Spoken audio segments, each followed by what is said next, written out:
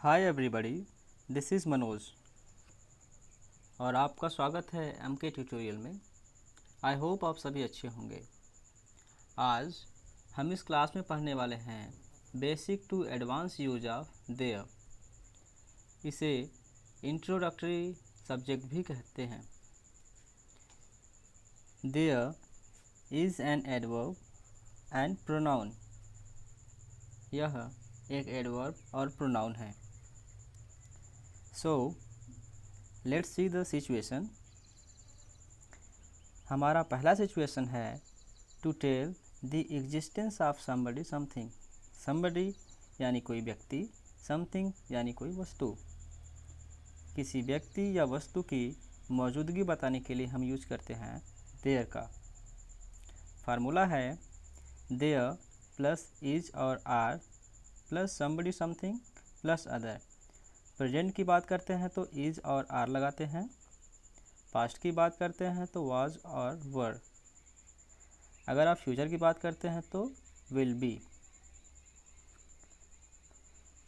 So let's see the example. अगर आपका subject singular है तो सिंगुलर वर्ब लगाइए, जैसे कि इज, पास्ट में वाज। अगर आपका सब्जेक्ट प्लूरल है तो प्लूरल वर्ब लगाइए, जैसे कि आर, पास्ट में वर। और फ्यूचर में सिंगुलर और प्लूरल दोनों के साथ विल बी का यूज होता है। Let's see the example. गली में बहुत अधिक शोर है। There is a lot of noise in the street. मेरे क्लास में 2 पंखे हैं। There are 2 fans in my classroom.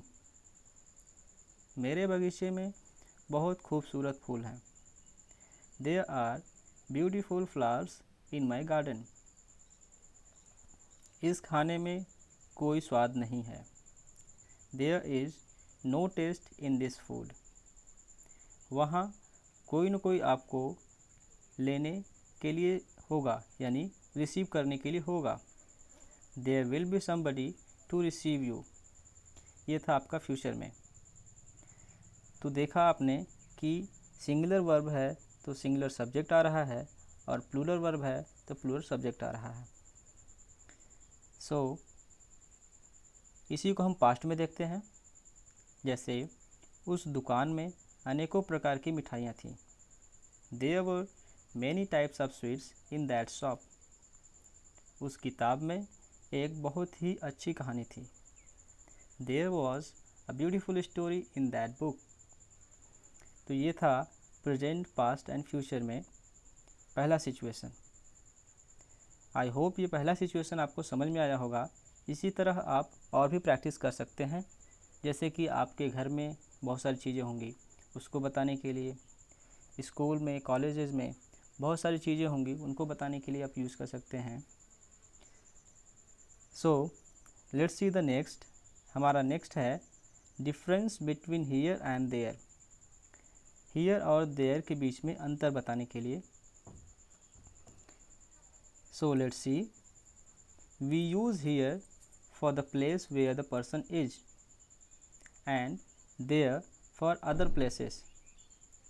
Here का प्रयोग उस स्थान के लिए करते हैं जहाँ पर व्यक्ति है और देयर का प्रयोग अन्य स्थानों के लिए करते हैं। एग्जाम्पल देखते हैं। जैसे कि कोई फ़ोन पर है तो हेलो, क्या टॉम वहाँ है? Hello, is Tom there? Answer है नहीं, वह यहाँ नहीं है। No, he is not here. दूसरा देखते हैं। क्या आप वहाँ खुश हैं? Are you happy there? Answer है हाँ, मैं खुश हूँ यहाँ। Yes, I am happy here. So ये था difference between here and there. I hope ये आपको समझ में आया होगा। Now let's see the second situation. हमारा दूसरा सिचुएशन है used with some, any, no and with indefinite pronouns like somebody, nothing. Some, any, no, somebody, nothing, in words के साथ भी देयर का प्रयोग होता है। जैसे कुछ लोग बाहर हैं। There are some people outside. उससे बात करने का कोई फ़ायदा नहीं है। There is no worth talking to him. क्या घर पर कोई है? Is there anybody at home? आपके दिमाग में कुछ न कुछ चल रहा है। There is something going on in your mind. उसको गुस्सा दिलाने का कोई मतलब नहीं है। There is no sense making him angry. जल्दबाजी की कोई ज़रूरत नहीं है। There is no need to hurry.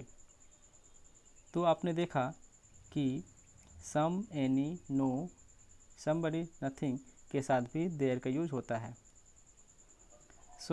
ये था आपका दूसरा सिचुएशन। आई होप ये आपको समझ में आया होगा। Now let's see the third situation. Used with modal verb plus be. Modal verbs जैसे कि will, can, could, may, might, must, should, etc. के साथ भी देयर का प्रयोग होता है। Modal verb plus be. Example देखते हैं।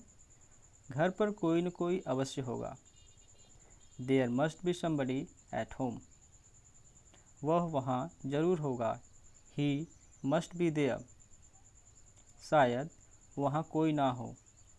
There may not be anybody. Negative है तो must, not be, may not be, could not be, यानी modal plus not plus be का यूज़ कर सकते हैं। जैसे there may not be anybody. तो ये था आपका तीसरा सिचुएशन। देयर के साथ हम कुछ और वर्ब्स को यूज़ कर सकते हैं, जैसे कि seem, appear, happen, tend, before, to be. ये सभी एक दूसरे के सिनोनिम हैं और इनका मतलब भी लगभग एक समान ही होता है।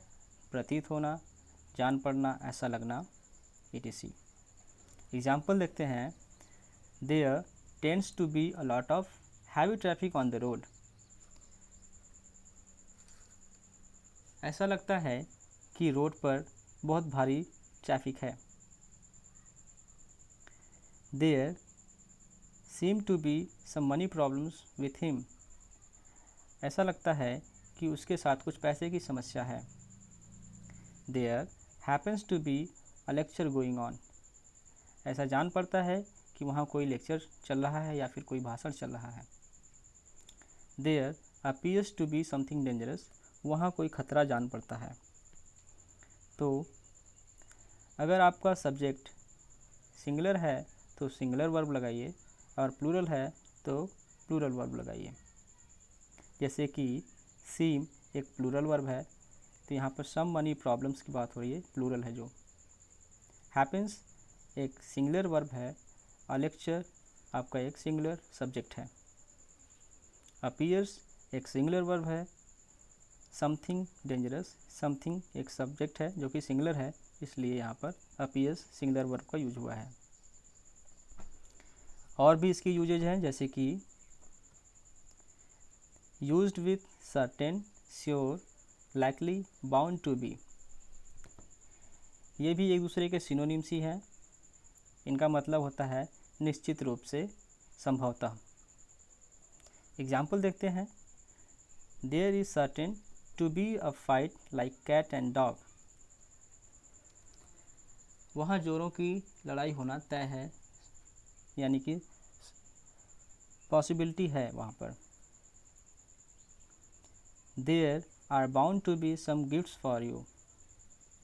इसमें निश्चित रूप से आपके लिए कुछ न कुछ या फिर कोई गिफ्ट्स होंगे। There was sure to be an accident. वहाँ एक दुर्घटना होना तय था, निश्चित था। तो ये था आपका लास्ट एग्जाम्पल। आई होप ये लेसन आपको समझ में आया होगा। अगर आपको कोई भी डाउट्स है, कोई क्वेरी है, तो do mention in the comment box. और इस चैनल को लाइक, शेयर एंड सब्सक्राइब करना ना भूलें। फिर मिलते हैं अगले वीडियो में, तब तक के लिए गुड बाय।